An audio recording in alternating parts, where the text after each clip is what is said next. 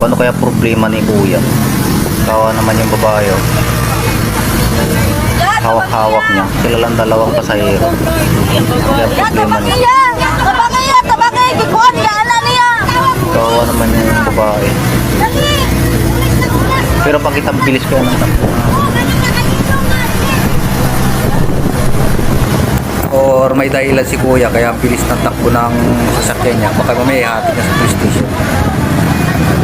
Iba na talaga panahon ngayon eh. Di katulad ng panahon pa ni Duterte na takot yung mga penyosayo sa kanya.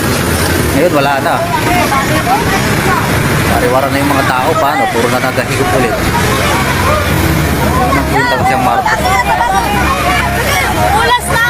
Kaya niya ano, yung police general, pag-iisip ko. Kaya wala makakatira yung kumpal.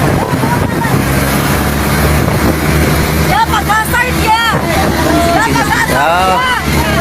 Naghihingi rin pala ng tulong sa kuya siguro. Si kuya na harangan mo ako para may rason ako para kasi masabyan siya ng drive gusto na humingi ito.